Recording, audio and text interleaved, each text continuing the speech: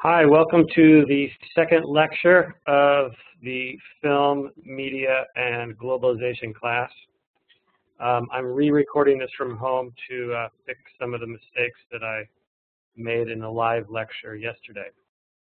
So today's topic, really what we're focusing on last class, was all about the language of film.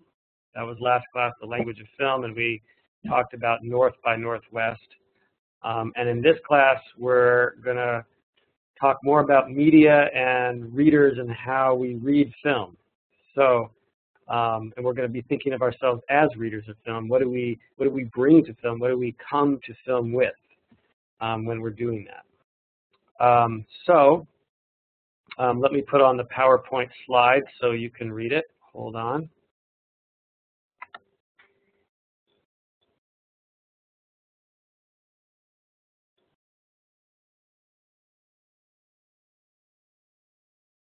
All right. So, reading film and the media of globalization. The text, of course, that I'm lecturing on that you were supposed to read. The first one is Nichols's book, Engaging Cinema. You were supposed to read pages 60 to 98 and pages 136 to 174. And of course, in these pages, Bill Nichols talks about the movie Citizen Kane, and he talks about deep focus technique, and I'll show you that. But I'm not going to explain everything, so you need to read the book. And he also talks about diegetic and extra-diegetic sound. Basically, diegetic, these are just fancy terms. Diegetic means, you know, the kind of sound that the characters would hear, and extra-diegetic sound would be sound that the characters would not hear, you know, like a soundtrack or something like that. And Nichols also talks about various interpretive goals and ways of reading, and I will go over a few of those. The other book that you read is you were supposed to read Manfred Steger's Introduction to Globalization. And now the reason why I assigned these pages is basically just to give you an overview of world history and the global imagination. So this is just background knowledge. I think most of you know a lot of this already. This is knowledge that, well, this is the kind of knowledge that everybody really should know, but let's be honest, most of us don't. Then the third thing is where we start focusing on the question of media, television, newspapers, that kind of thing. And this is a chapter from Thompson's book, Media and Modernity. And this chapter does two things. The first thing it does is it just gives an overview of the global networks of communications media, print and film. Some of the kind of background history. But he also makes a very, very specific argument. And his argument is that new forms of media don't just transmit new information. They transform spatial and temporal organization of society. Okay, so that's really his argument, and we'll explore that in more detail.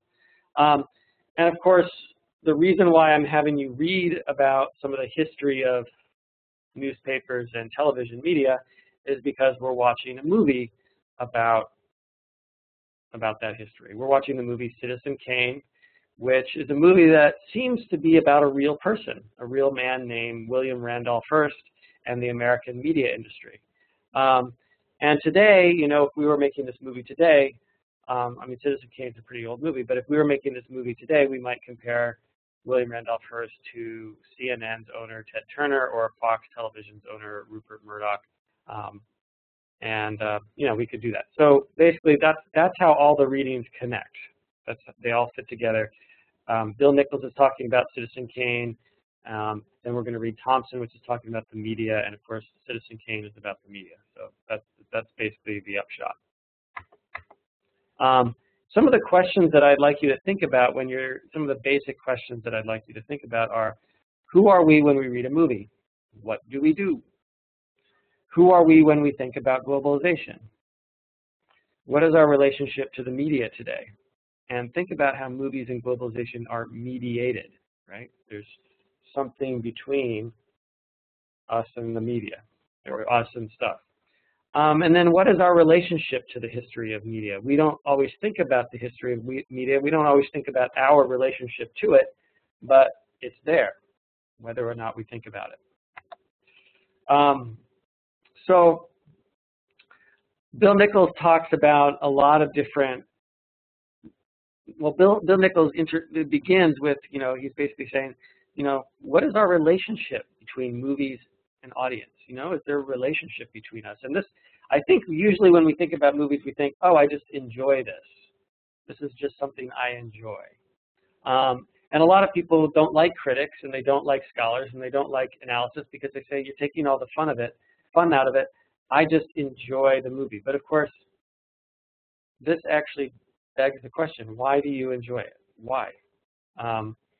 And what is your relationship to a movie? And this is not so straightforward. So Bill Nichols comes up with a bunch of categories, and he says that there's an emotional relationship between movies and audience, and this is the movie plays with your desires, your fantasies, your fears. It gives you a space where you can think about being powerful. Most of us, our romantic relationships, maybe we're not even in a romantic relationship, or political relationship, we feel kind of powerless, we really don't know what we're doing. And movies, give you a space where you can think, oh yeah, that's cool. And that's nice, that's beautiful, that's exciting. So the movie gives you an emotional space for you to think about it. Other movies may give a more poetic relationship, and a poetic relationship is when it encourages intellectual engagement and confrontation with complexity. And poetic movies are always strange on purpose because they want to force you to think about what you're looking at. Whereas some movies, you don't really want to think about what you're looking at. But a poetic movie will want you to think about it. Another relationship we have to movies is that they're referential. And that basically means this is a movie that's teaching us something. There's information. We are learning something new. We are gaining a perspective on the real world. And then another thing about movies is that movies can be meta-communicative. So if you watch a lot of movies, let's say you watch movies all the time, and you notice that the movies all kind of seem the same. You're watching so many movies, you're like, yeah, that's the same. I saw that story already. I've seen that a million times. So then movies start to get meta. They start to think about the nature of film itself, and they may parody or do a funny version or something like that, or do an ironic version or a critical version. And they're trying to think about what's conventional and what's normal. Another thing, the relationship between movies and audience is called phatic. And phatic is just a fancy term for the relationship between the writer and the reader. So when you write to somebody, you are establishing a phatic relationship. This is, your connection. This is a connection as a community, as a one-on-one thing. This is, so movies also form communities. They have a relationship to the community. And because of that, movies are also political. Movies try to persuade the audience of a way of seeing the world. And this can be political, like very specific politics, like the way, whether you're a Democrat or Republican, whether you like the government or don't like the government. But movies can also be more subtle about politics. Sometimes politics is just simply about how you live your life in your home. Do you exercise a lot? Do you eat good food? Very simple. I mean, political can mean a lot of different things. It's trying to persuade you about a way of living and how to organize our lives together as a community, as a group. So those are the relationships between movies and audiences. Now, critics, I mean, those are kind of the relationships between movies and audiences, but critics come up with a lot of different ways of reading movies. So you've probably seen a lot of the criticism, if you read film criticism in magazines and newspapers, a lot of film criticism looks at the biographies of directors. It looks at the individual style, biographies of actors. It also looks at categories of style, such as neo-realist or expressivist or modernist. It also discusses national styles, like this is the way Italians do film and Americans do film, and it looks at historical trends. Now, I'm going to tell you right now, I am not interested in any of this. So a lot of people, I think this is really boring. But that's me. That's just my personal bias. But other classes, you know, there's other classes at Wagner College. There's a class in the Italian department and in the French department, and they focus on those kinds of questions, but I don't. There's also movies' relationship to other movies, like genre, allusion, influence, parody, where movies think about the past movies. And we are going to do that. Later in the class, we're going to look at the genre of the Western, and we're going to look at a 1950s Western starring John Wayne, and then we're going to look at a more modern Western, Sergio Leone's Once Upon a Time in the West, and you'll get a different sense of how the genre moves. Another way of looking at film is the history of national development and mode of production, so technique, technology, and economics. And we are gonna talk about that a lot at the end of the course when we start talking about the development of film in other countries, not the United States. But we're not going to talk about that so much now. What we are going to talk about now, though, when we're watching Citizen Kane. Citizen Kane is a movie about the development of media in the United States, and so we are going to talk about that a little bit. Secondly, okay, so another way of looking at movies is ideological interpretation. And when I think of ideological interpretation, I'm thinking of straightforward, this is the director's ideology. This is what he's trying to say. You know, this is his political point or his biases or something like that. But a more sophisticated way of thinking about ideology is called a symptomatic interpretation. And a symptomatic interpretation looks at deeper structures and relates to the symptoms. Another way of reading a movie is that people talk about audiences. So let's say you have a movie in the 1970s, for example, that targets black audiences. And actually, black communities, when movies like Shaft came out, people in the community actually organized to see the movie. You can also imagine churches, you know, the Catholic Church or Protestant churches organizing the people in their community to watch a movie or to not watch a movie. So this is the kind of way that audiences actually are not passive, but very active watchers of movies. And we'll go over that too. And then also there is another way of thinking about movies that are very sophisticated, is a deconstruction of binaries, you know, opposites, gaps, absences, and this is where you start getting really, really tricky and start thinking about the relationships of movies, and we'll go over that probably more at the end of the class. But what I really want to focus on now is the difference between ideological reading and symptomatic reading. And what my point here is that when you're making an argument, about a film, you need to learn to read the filmic language of the movie. You need to talk about the language. That's your evidence. And then you kind of come up with an argument. So, ideological reading. I'm thinking of a lot of the essays that you wrote.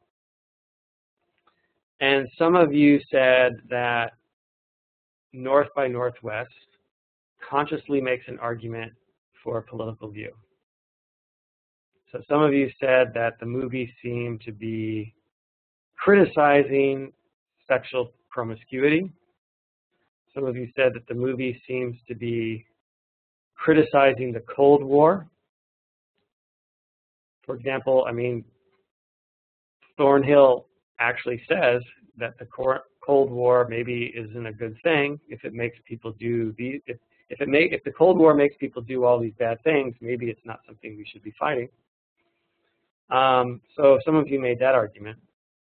Some of you also made the argument that the movie unconsciously, maybe, or maybe consciously, reproduces some stereotypes and values and cultural biases.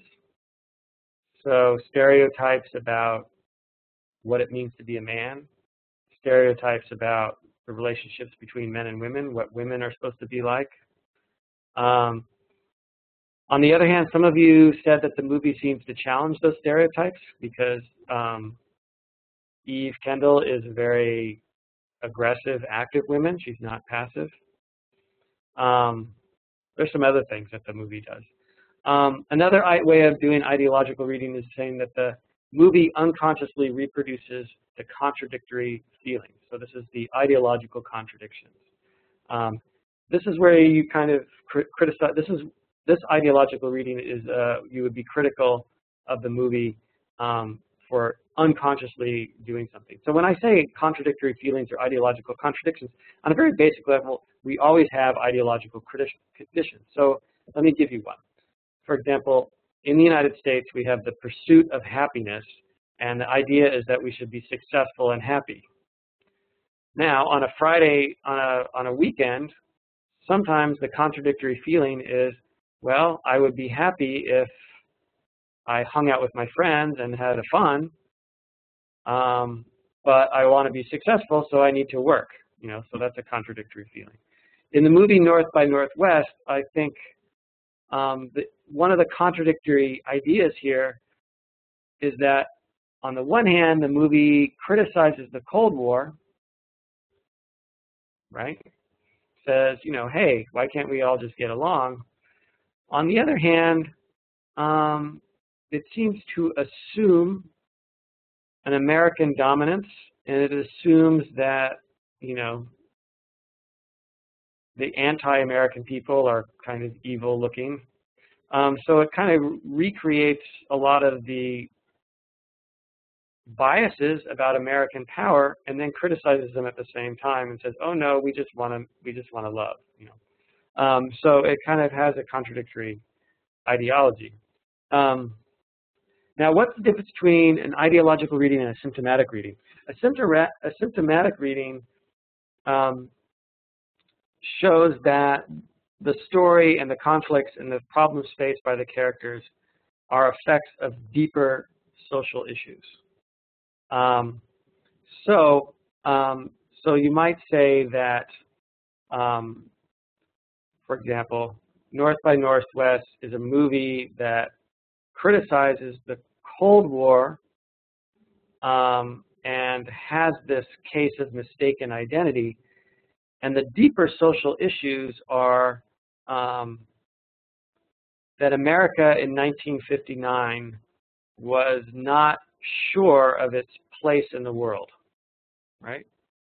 That Americans were frustrated, that were deeply frustrated with who they were, and there was a lot of anxiety and fear about the power that America was feeling. Now, another way of doing symptomatic reading is to notice that there's some problems with the plot structure, with the movie structure, and then you argue that these problems are not accidental, that these problems are actually the result of deeper social issues. So a lot of you, for example, notice that the character Eve and Thornhill, they get romantically involved really, really fast, and that this story seemed a little silly and a little ridiculous. And we can talk about, okay, so why is that? Is this movie showing a sexual fantasy, this very easy romantic relationship? And is this sexual fantasy related to a deeper emotional anxiety about the relationships between men and women in the United States? So think about in the 1950s. In 1959, America was just starting to change in terms of how men and women related to each other. So when you have a movie that shows a sexual fantasy like this, where the relationship's very easy, you might say that this is symptomatic of a historical change and a real anxiety about these relationships.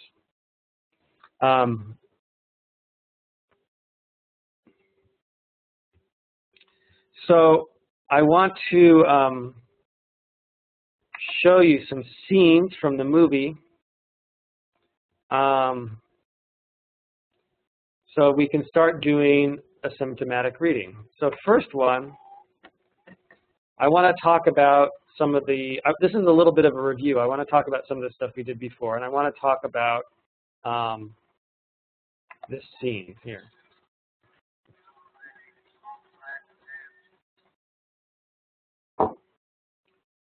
This is one of my favorite scenes, and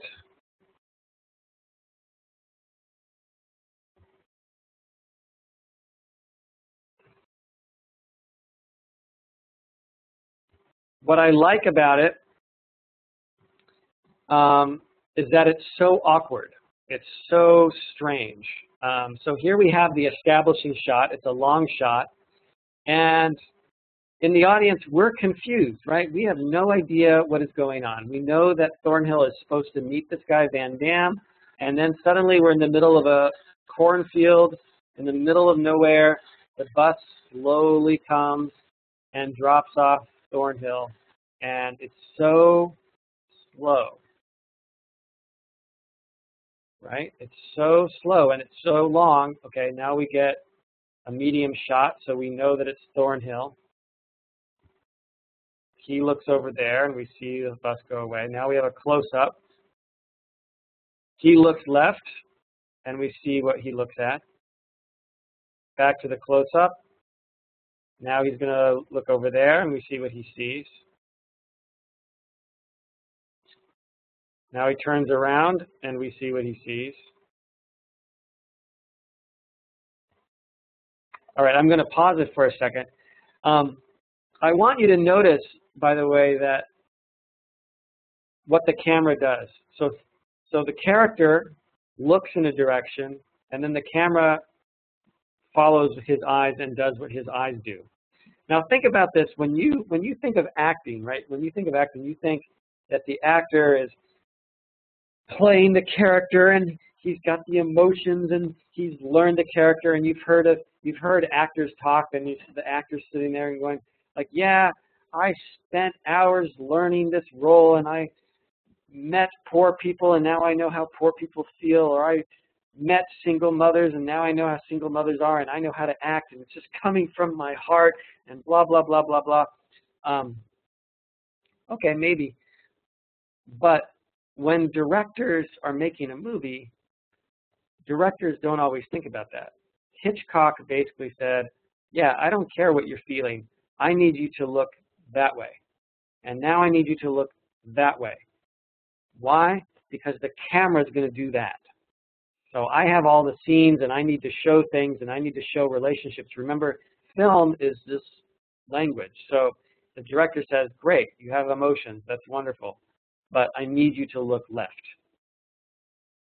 And so that's what's happening in this film, in this scene. So he looks over there. And nothing. He doesn't even need, like, when Hitchcock filmed this, he could have filmed Cary Grant one day and the rest of this the next day. He didn't even have to film it at the same time. Because remember, film is just little pieces of film.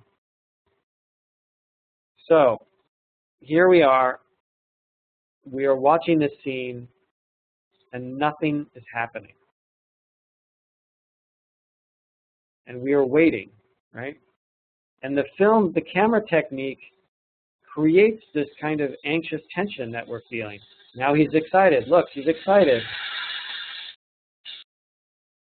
Nothing. He looks, the car goes away.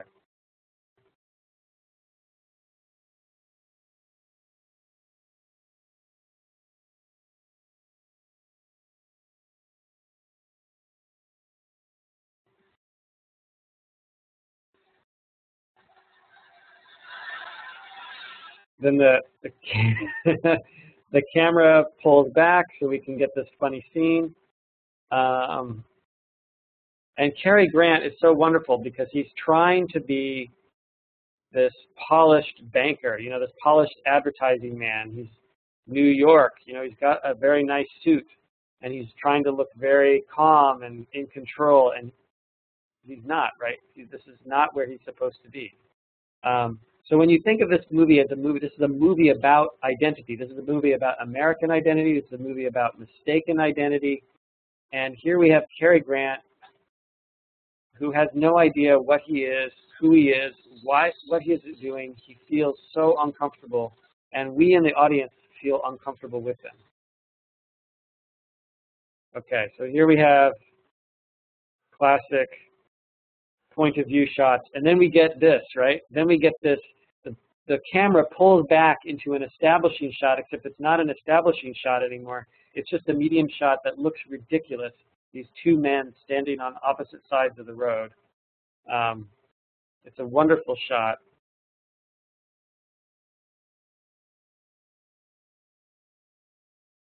And now we have a tracking shot, so the camera is following him, and then we get the point of view changing. So the way the camera is moving mirrors this. Now we have a medium shot.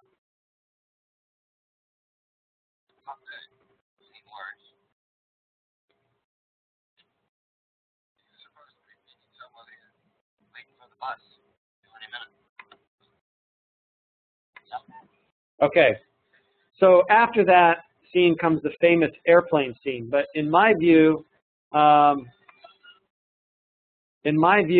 think what's really wonderful about that shot, most people talk about the airplane scene, but what I think is like, this is really basic camera editing that builds tension. The airplane is interesting because, not because that's an exciting thing. The airplane is interesting because nothing has happened for 5 minutes. And it's so strange and so funny, and we have this we feel very uncomfortable, and obviously Cary Grant feels very uncomfortable. So in a movie about American identity, and it's a movie about American identity and a movie about mistaken identity, this discomfort and this strangeness that Cary Grant feels, or that Thornhill feels, in the middle of a cornfield, like the most American thing of all is this big farm. I think is suggestive about the deep anxieties that America had in the 1950s about what it was as a country. Now, if we go to the final scenes,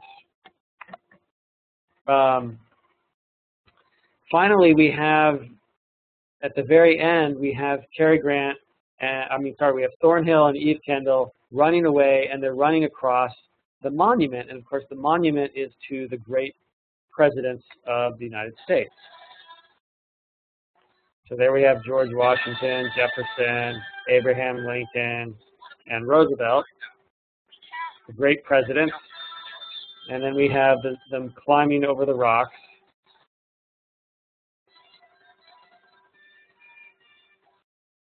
And then we pan back and we see them, and now we have the close-up, and they look down, right?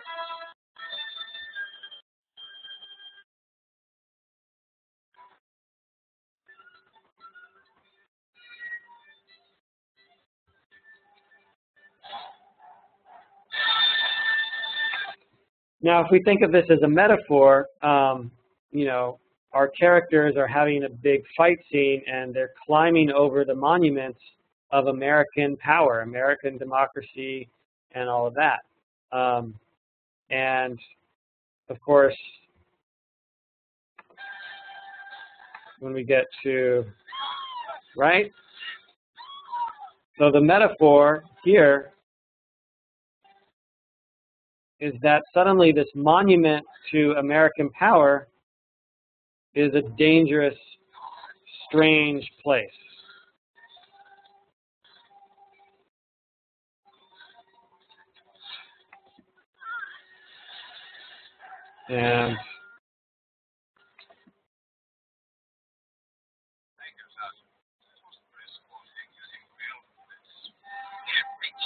And then, of course, we have this famous match editing shot where Thornhill pulls Eve Kendall and they are married now, and he pulls her into bed, and it's so romantic, but it's also it's so ridiculous, right? This is so absurd. That's a classic match editing, and of course now we go into the tunnel, and right, and obvious sexual symbolism of the tunnel, which is silly, and I think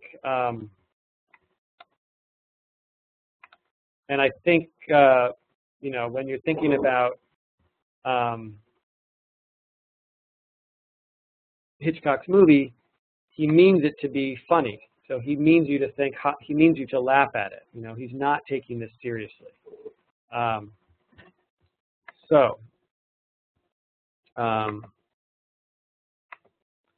Oops, where are we?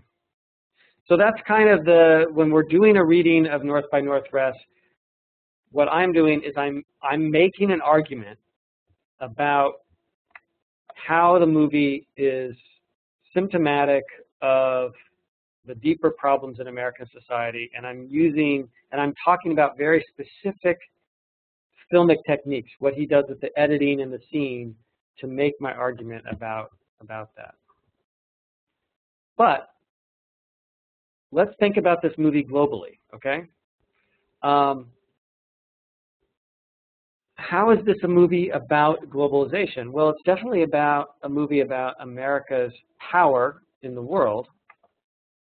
So let me go to the next slide.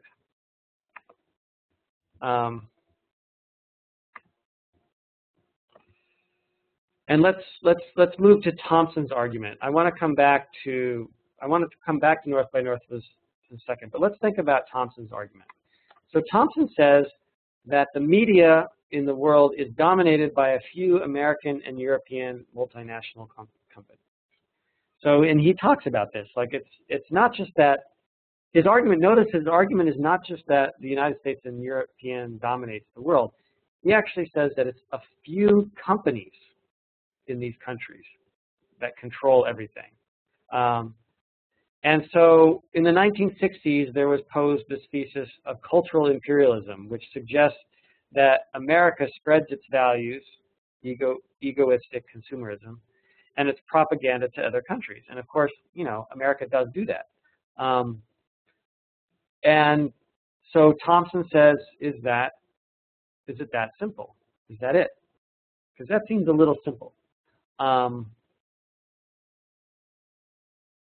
Thompson argues that it's more complicated, and he raises a lot of points. One of his points is that the ownership of these companies is not national. It's not necessarily American or German or English, that the ownership is more transnational. And in fact, Japan owns one of America's movie companies, and Germany owns companies that produce things in New York, and Southeast Asia has influence also, and so and also this changing over time. So it's a little too simple just to say that there's cultural imperialism.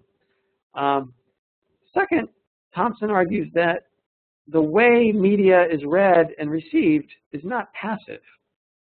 So it's not like, okay, so let me backtrack a little bit. It's true that American television is everywhere, right? If you've ever traveled anywhere in the world, you see American movies and American television. As we saw, the same movies that are being shown in the United States are also being shown in Ethiopia, in France.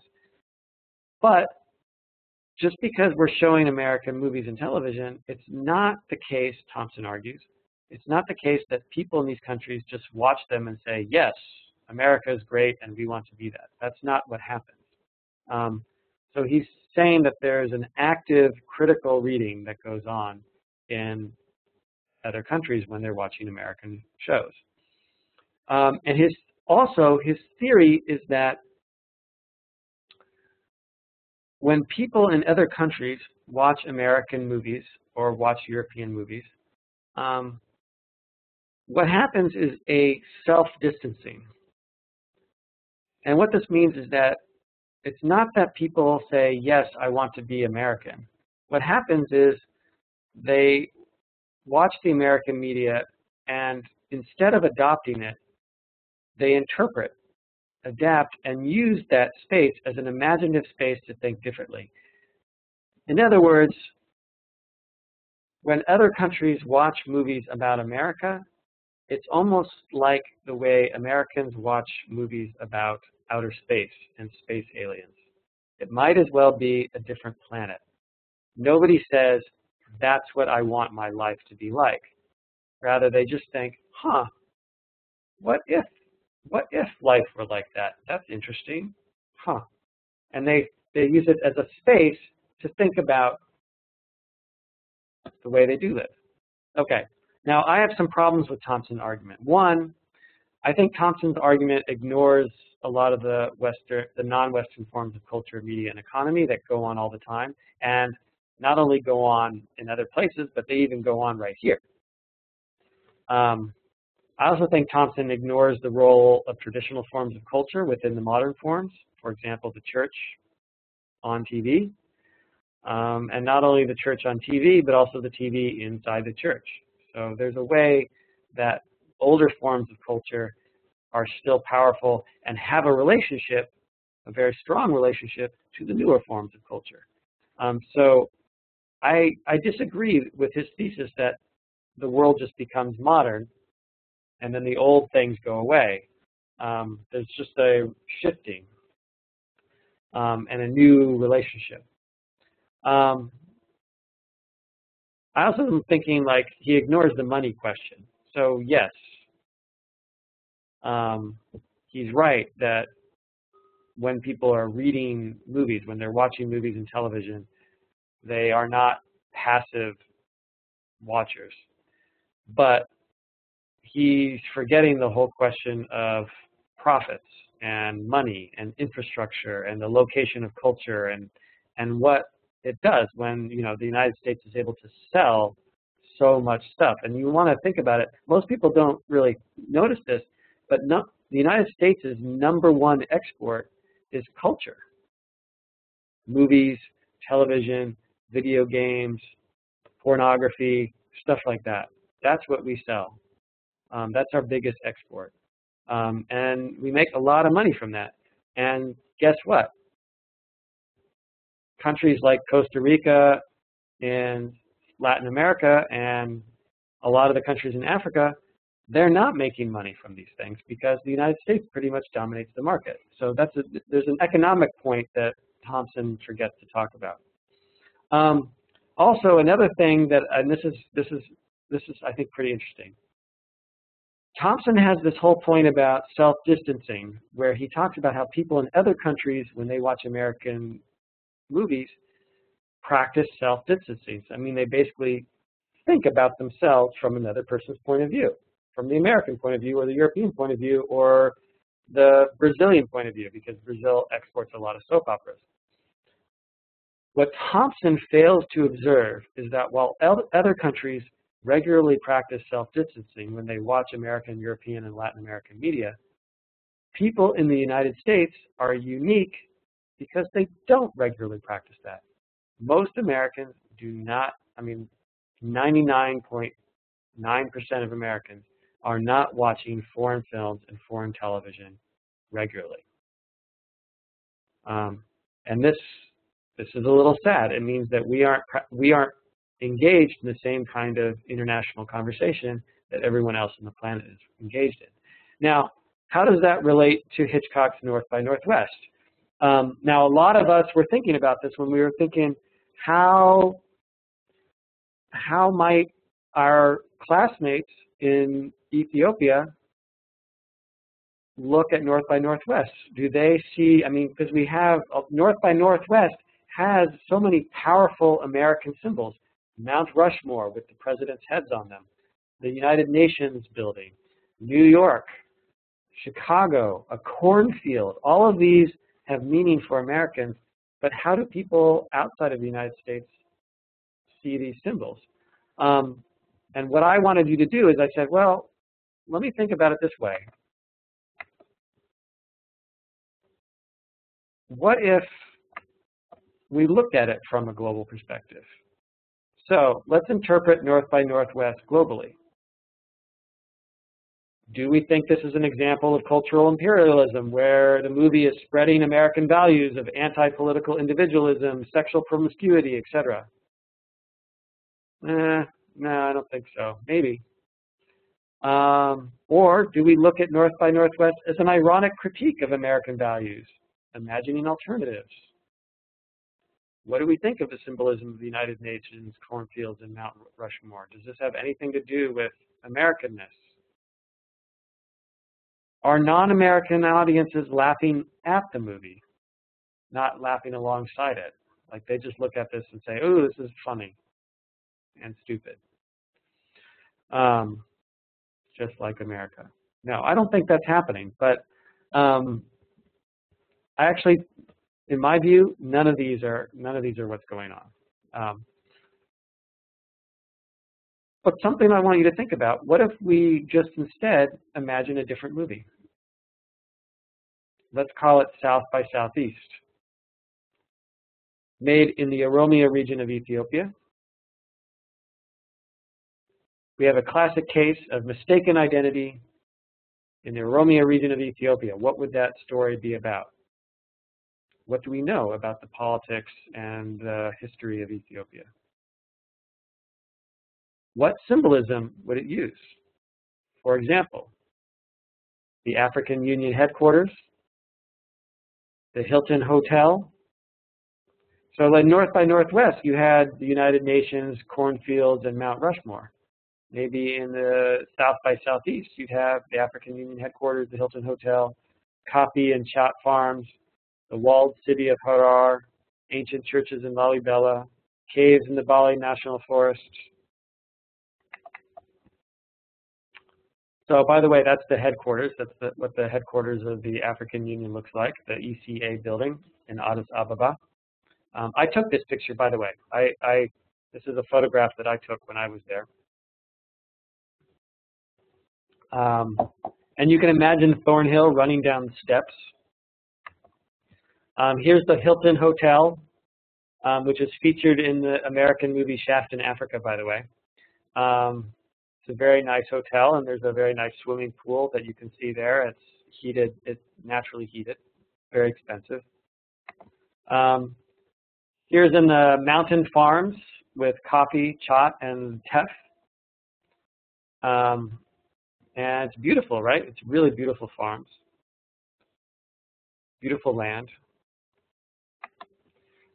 Here's some people in Harar that I took. I took this photo. I'm really proud of this photo because the girl is playing and you can see her jumping. But and I also like the way it's framed with the two women on either side.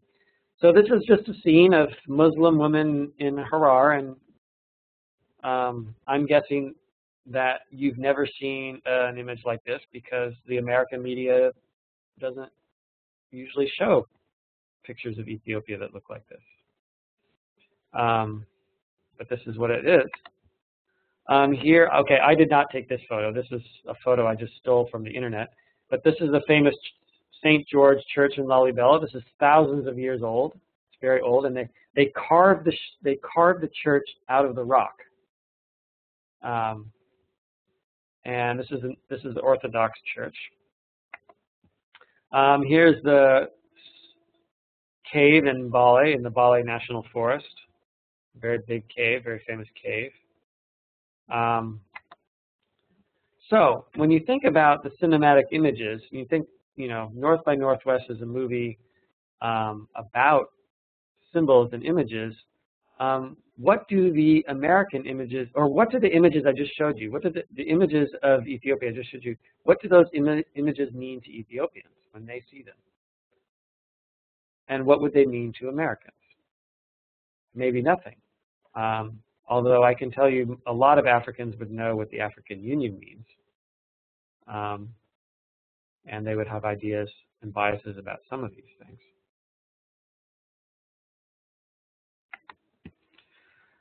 Okay, so I want to look at Citizen Kane now. We've talked about the media, we've talked about the media in relationship to globalization, and we've talked about this idea of cultural imperialism and the effect of the media. Now, Citizen Kane is a movie about the media. and it's about the media of American identity, and it's about Americans' place in the world, in the globe. Now, writer and director Orson Welles, he's famous for his War of the Worlds radio broadcast in 1938 that caused many listeners to believe that they were actually being invaded by aliens from Mars. Right? This is a satire on the power of media. Americans actually, not all Americans, but some Americans actually believed they were being invaded by space aliens. And of course, Orson Welles was laughing that, you know, why is the media so powerful that they would believe this? Now, Citizen Kane is also a movie that's about the media, and because the story of Citizen Kane was so similar to this real person, William Randolph Hearst, the Hearst Corporation and other companies actually boycotted the movie and attempted to suppress it. They didn't want anybody to watch it. So it's a very controversial movie. And you'll notice that the movie Citizen Kane begins with something that looks like news. It looks like television news. And in some ways, Citizen Kane is a commentary on American news. Now, thinking globally in the context of cultural imperialism, is this a movie that promotes American culture, assumptions, and values? Is it? I don't think so. Or maybe it does. It definitely assumes America's importance.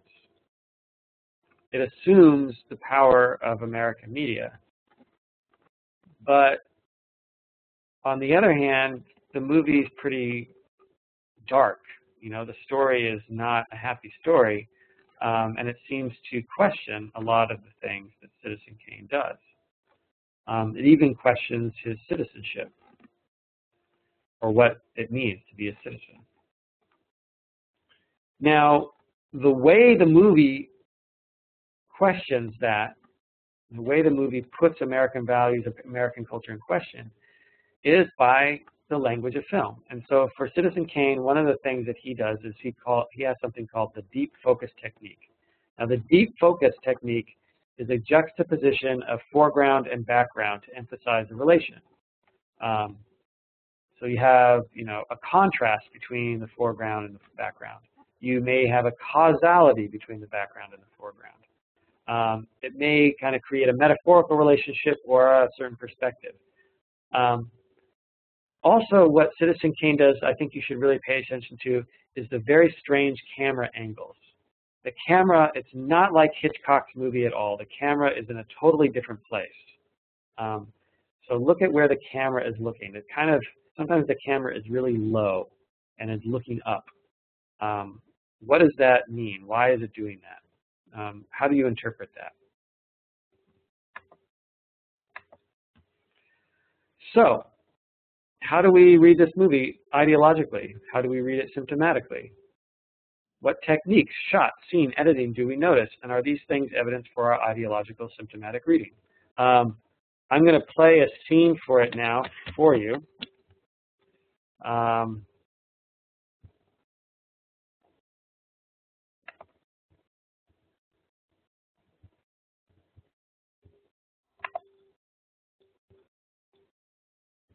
So I'm going to play a scene from Citizen Kane for you. Hold on for a second. All right. So I'm going to show you some scenes of Citizen Kane. And I'd like you to kind of think about the editing technique that I talked about, the deep focus editing technique, and also the issues of how you make a film, including diegetic sound, extra-diegetic sound, everything that we've talked about. So I'm going to show you a scene from the movie in just a second.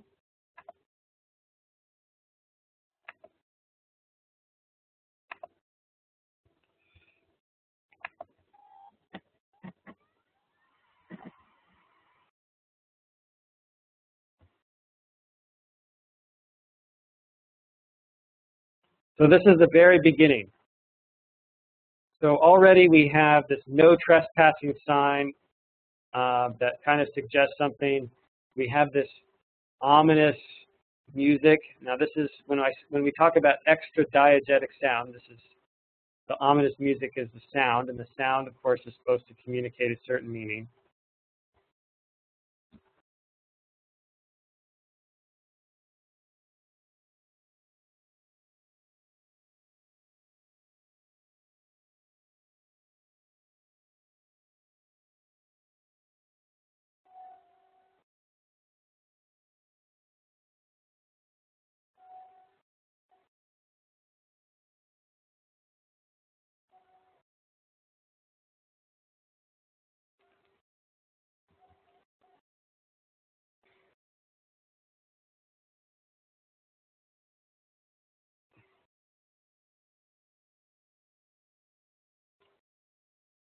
Okay, I'm going to pause it right now. I want to point out something very interesting in how the movement of a camera can create the illusion of depth and space.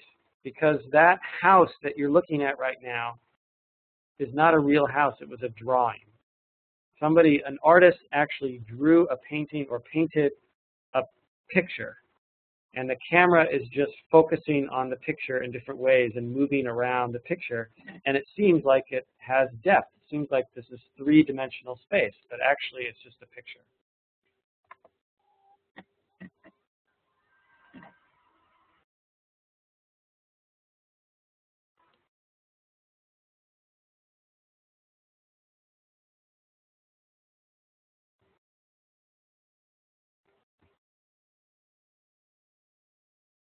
Okay, now we move up to the lighted room. So this is just like the movie Psycho. Remember the movie Psycho? You see the room and now you want to know what's inside it?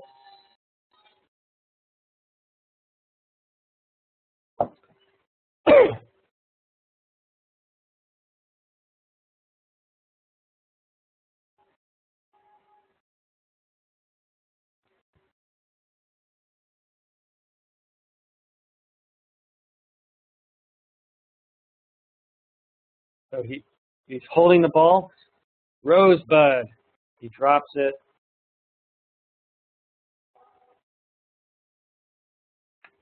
Okay. Now this is what we talk about deep focus, right? So we have the foreground of this broken ball, and the background of the woman coming in is a very interesting perspective, the relationship between the nurse and this character.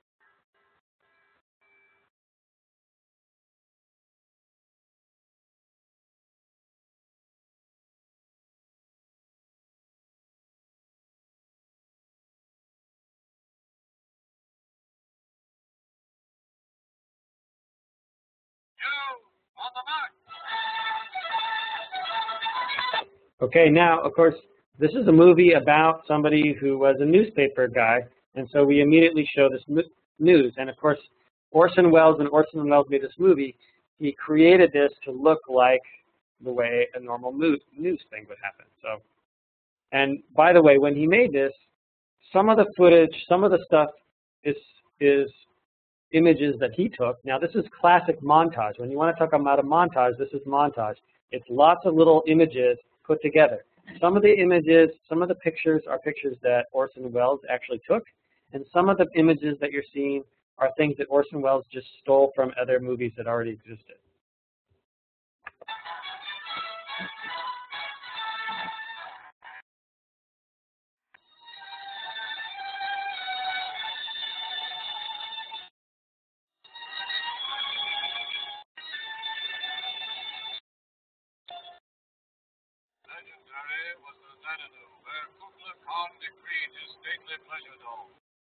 Today, almost as legendary as Florida's Xanadu, world's largest private pleasure ground. Here on the desert of the Gulf Coast, a private fountain was commissioned and successfully built. 100,000 trees, 20,000 tons of marble are the ingredients of Xanadu fountain. Contents of Xanadu Palace. paintings, pictures, statues, the very stones of many another palace. Collection of everything. So big it can never be catalogued or appraised. Enough for 10 museums. The loot of the world. Right? So we have this kind of idea of cultural imperialism and globalization. Here's Citizen Kane. He's so rich, he basically tries to acquire, he actually buys everything in the world and puts it in his house. And, well, what? He just puts it in storage.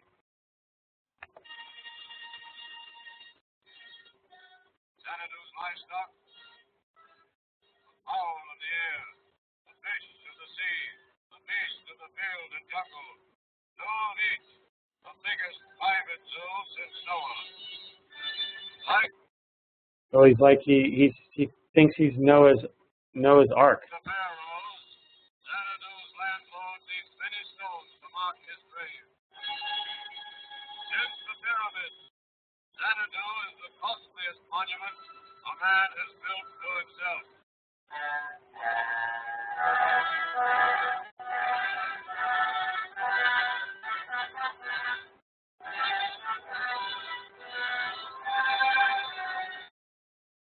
Here in Xanadu last week, Xanadu's landlord was laid to rest. The golden figure of our century, America's good lookout, Charles Foster Kane.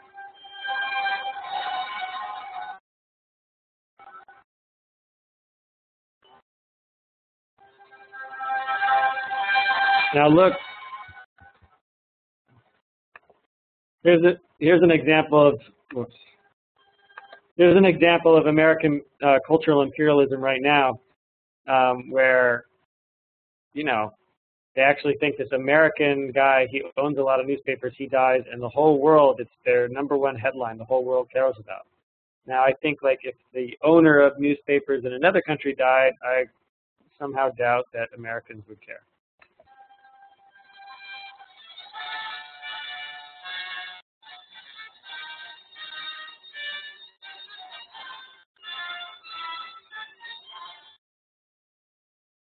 Its humble beginnings in this ramshackle building, a dying daily. Kane's empire in its glory held dominion over 37 newspapers, 2 syndicates, a radio network, an empire upon an empire. First on grocery stores, paper mills, apartment buildings, factories, forests, ocean liners, an empire through which for 50 years flowed in an unending stream the wealth of the earth's richest gold mine. Famed in American legend is the origin of the Kane fortune, found to boarding house keeper Mary Kane by a defaulting boarder in 1868, was left a supposedly worthless deed to an abandoned mine shaft, the Colorado Loan. 57 years later, before a congressional investigation, Walter B. Thatcher, grand old man of Wall Street, for years chief target of Kane papers attacks on trusts, recalls a journey he made as a youth. I had been appointed trustee by Mrs. Kane for a large fortune that she was empire. So I wished that I should take charge of the boys, Charles Foster Kane. Is it not a trust? Then all this is done. That boy, Charles Foster Kane, personally attacked you after striking you with a stone from the slave. Chairman, I shall lead the committee of affairs which I brought today, and I shall then refuse to answer any further questions. Charles Foster Kane never escaped his social beliefs by the dangerous manner in which he has persistently attacked the American traditions of private property, initiative, and opportunity for advancement. Is, in fact, nothing more or less than a communist. That same month in Union Square, The words Charles Foster Kane are were very good to me in this man. He is today what he has always been, and always will be, a scientist. still another opinion.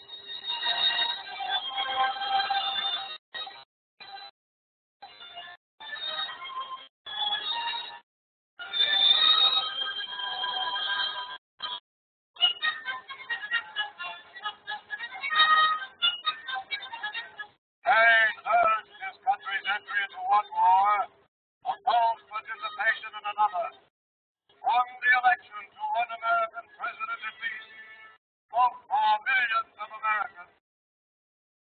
was hated by as many more. For 40 years, appeared in Kane newsprint, no public issue on which Kane papers took no stand. No public man whom Kane himself did not support or denounce. Often support, then denounce.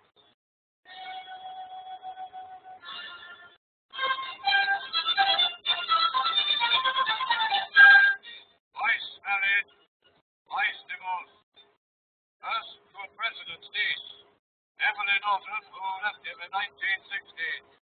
Died 1918 in a motor accident with their son. 16 years after his first marriage, 2 weeks after his first divorce, Kane married Susan Alexander, singer at the Town Hall in Trenton, New Jersey. Oh, wife too, one-time opera singing Susan Alexander, Kane built Chicago's Municipal Opera House.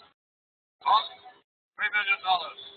Conceived for Susan Alexander Kane and finished before she divorced him, but still unfinished Xanadu. Cost, no man can say. Kane, holder of massive written though he was, in all his life was never granted elective office by the voters of this country. But Kane papers were once strong indeed. Right.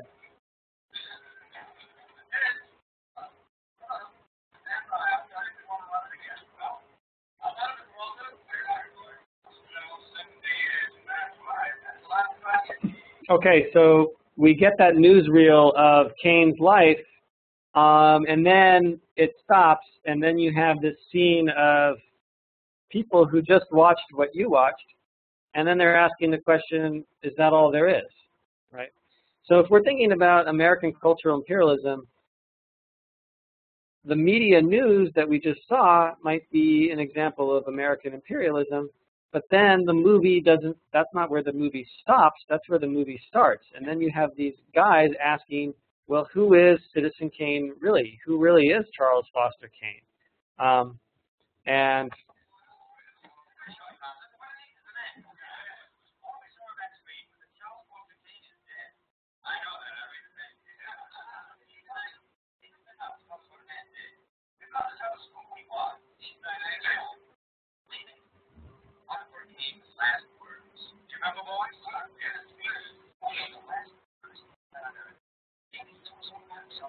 Yeah, maybe he did. All we saw that speak was a big American. One of the biggest.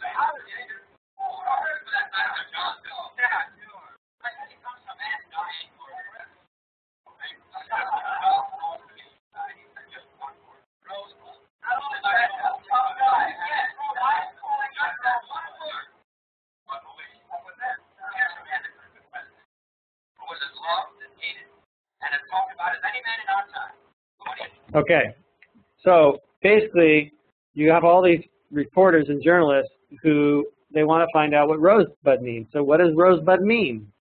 But the question that they really want to know is, what is the secret of Charles Foster Kane? What is this man's real life? So this is a movie that shows you the limits of what we know. This is a movie that asks you, how do we read humanity? How do we read people? How do we understand the truth about anybody? And then what follows from this is the reporter goes around, right, and he gets different versions of the story. So he interviews one person and he gets one version of the story. He interviews another person, he gets another version of the story. And so the movie actually, from now on, is going to be different perspectives on this one question. And of course, the whole movie, we're trying to figure out, what does rosebud mean? What does this movie mean? What does this word mean?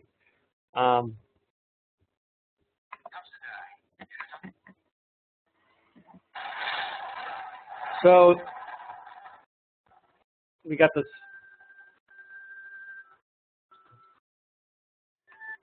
So the first thing that the reporter does is he goes to the second wife.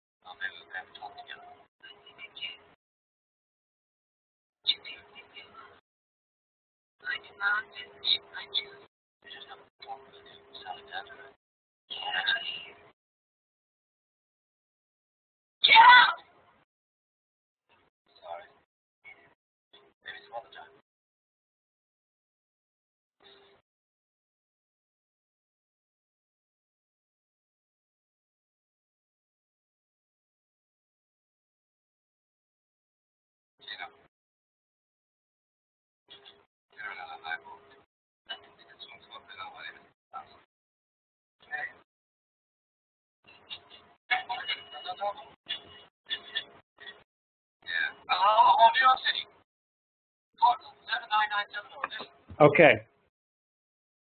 What you are seeing here is an example of deep focus. Okay, so when your textbook talks about Orson Welles' famous deep focus shot, this is it. So you have in the foreground, you have the reporter talking, and he, of course, what is the reporter's interest? He wants to talk about news. He wants to, like, he has to tell a story to his boss. But in the background, you see the woman, and she's very sad and upset. And of course, you have this contrast between what the media is interested in and what her real life is like.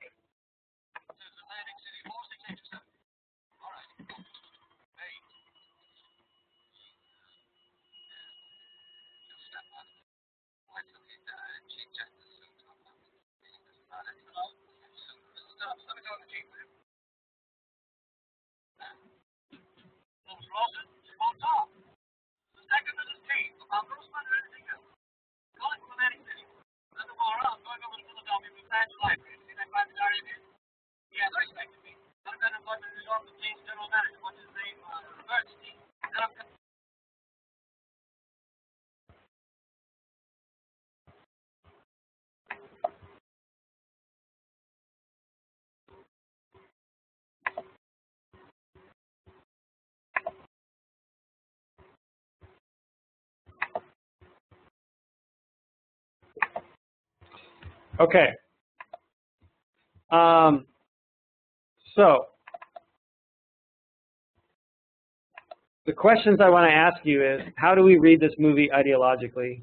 How do we read it symptomatically? What is this movie talking about? And when you're thinking about the ideology or the symptomatics of this movie, what techniques, what shots, scenes? So I just showed you how some of the techniques of the editing and the montage and the juxtaposition of various scenes kind of indicates a way of reading this movie in relationship to American cultural imperialism or American media, or a critique of what media is. So you can, I want you to answer these questions. But now, or let me go back.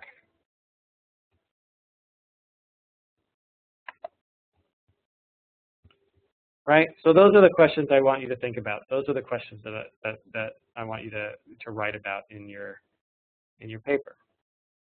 But now I want to think about something else.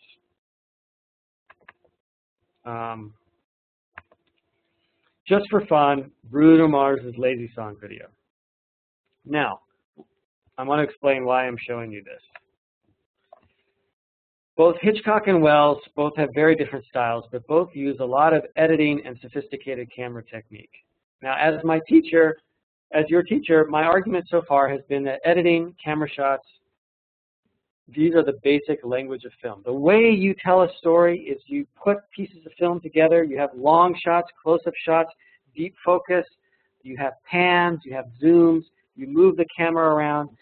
My argument so far has been that the most important character in a movie is the camera. It's not the actor, it's not the director, it's not the writer, it's the camera. What the camera does creates meaning, it creates desire. The way you edit the pieces of film together is what creates these things.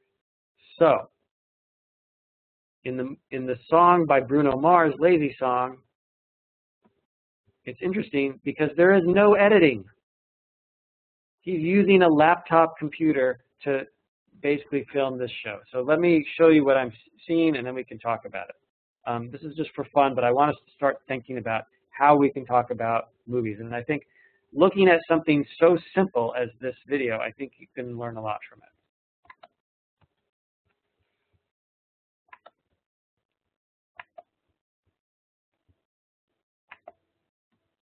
Okay.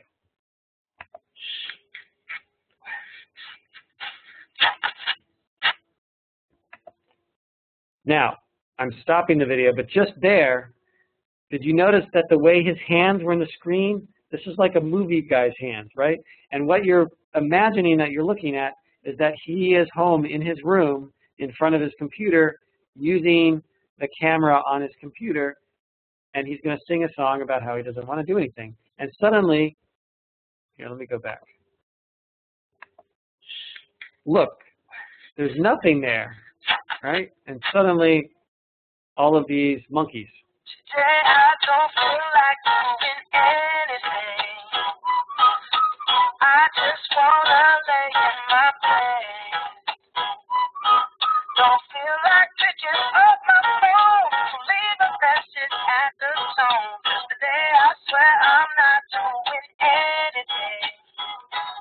I'm gonna kick my feet up and stare at the fan. Turn the TV off, throw my hand in my pants. Nobody's gonna tell me I can't. I'll be lounging on the couch, just chilling in my baggy. Put the empty so they can teach me how to doggy. In my castle, Now, what I want you to notice there, the camera doesn't move. There's no editing, but actually, there's very sophisticated choreography because the monkeys, they are the editing. They come in, and then you can't see him, and then you can, and they move around. So they are moving around in a way that kind of creates the effect of movement, of image, of juxtaposition, of basically the way that the monkeys are moving around does the very same thing that camera editing does. So keep looking.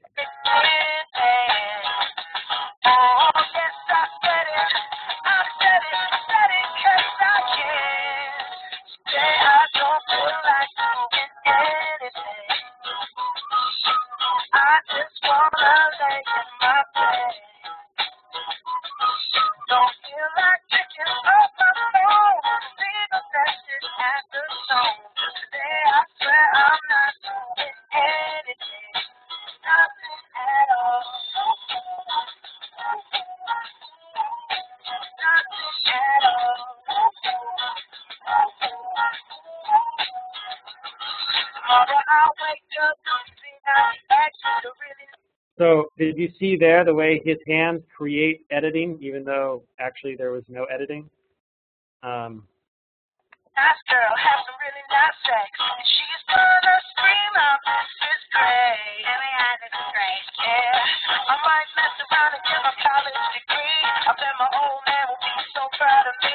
But sorry, Pop, you'll just have to wait. Oh, yes, I said it. I said it, cause I can. Today I don't feel like doing anything. I just wanna lay in my bed. Now, I'm going to move back on this shot because remember when I've been telling you about camera techniques, I always say that when the character looks this way, then the camera does that. Okay, that's not what happened here. Instead, that's what the dancing did. So I'm going to move back a little bit.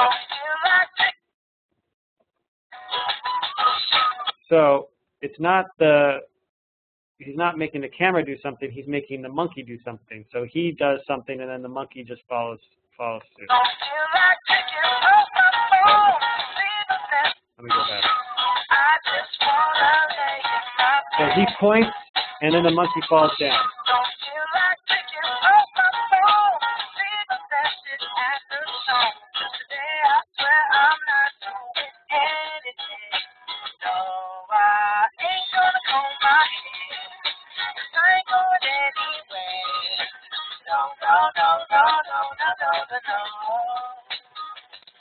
I'll just strut in my birthday and let everything hang loose. Yeah, yeah, yeah, yeah, yeah, yeah, yeah.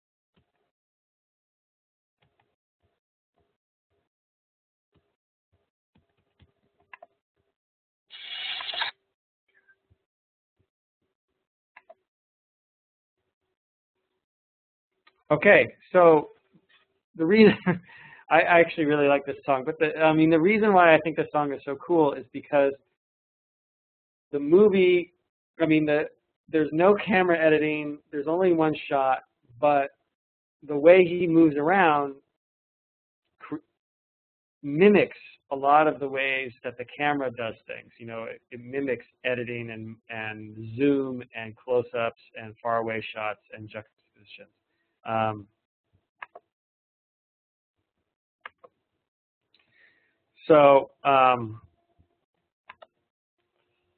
One of the things I like about it is that the arrangement of the scene and the choreography creates camera shots and editing. The camera doesn't zoom, but his movement zooms. And I think what the show also really, the video really shows you is that when you're talking about the movement of camera and image, and you're talking about the relationship between images and how they create meaning, what's really significant about this movie is, this video, is that it shows you how important the face is. So the question of the face and facelessness when editing the scene. The faceless monkeys are what organize the scene.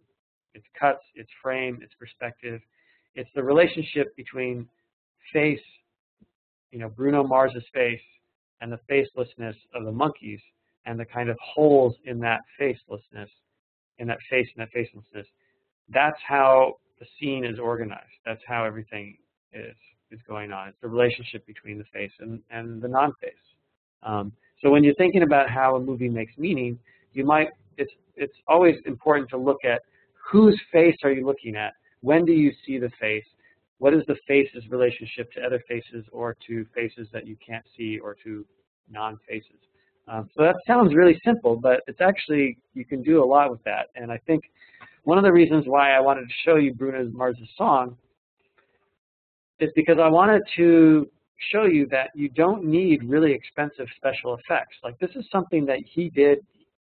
This video cost him nothing. This was totally free. No special effects. Really basic, one shot. But if you do some clever things, you can make a really good show. So that's basically my point.